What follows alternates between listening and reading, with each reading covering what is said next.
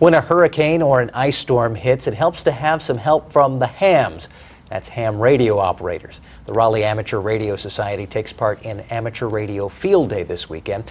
And Gary Pierce from the Raleigh Amateur Radio Society joins us now with more details. Thanks for joining us. Good to be here, thanks. We're going to talk about this weekend's event, but first let's talk a little bit about the typical equipment someone might deal with as a ham radio operator. A lot of people think, if they think of ham radio at all, they remember basements full of equipment lining the walls. Ham radio has gotten very high tech. This is a typical ham radio transceiver that can talk around the world, 100-watt radio. Wow, just that little device. Yeah, and with the appropriate antenna connected, you can talk worldwide or across the country.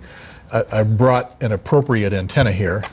It's actually about 100 feet of wire, hangs up between trees, and we'll see a shot of how we get it up between the trees in a little bit with bow and arrow or slingshot. Everybody asks how we do that. Okay, well let's talk a little bit about what's happening this weekend and why it's important. This weekend is something we call Field Day. It's literally taking ham radio out into a field, disconnecting from power, disconnecting from the phone lines, setting up radio transmitting and receiving stations that can communicate across the area or around the world if we need to practice for those times when there's been some sort of disaster. A hurricane, the tsunami disaster in Asia is the most recent one where hams rushed in and provided that first 24, 48, 72 hours worth of communications when everything else is knocked out. I mean, we have a tremendous communication system in the world today, cell phones, cable, internet, but natural disasters can still turn that off in the blink of an eye for a short period of time.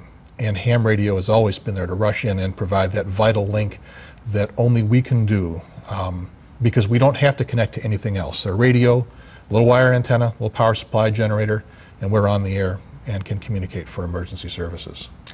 This sounds like it's a fun activity, but as you were just pointing out, it's critical to have these services in place too if you do have this emergency. 95% of what we do is fun.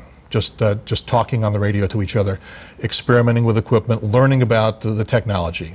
And that 5% is the service that we provide to the community in emergencies and also routine service. The big charity events like the bike tours and walkathons that take place out in the country, we provide their logistics communications. And they say they wouldn't do it without us. And how can someone get involved? The best way for someone around here is to drop by our website, www.rars.org, for the Raleigh Amateur Radio Society. And lots of information, lots of contacts. They can find phone numbers and email, people to email. We do teach classes every year. So if somebody's interested in getting into ham radio, you have to learn a little bit of technology, some elementary electronics, some rules of safety, some rules of the FCC, and you can get a ham license. No Morse code anymore.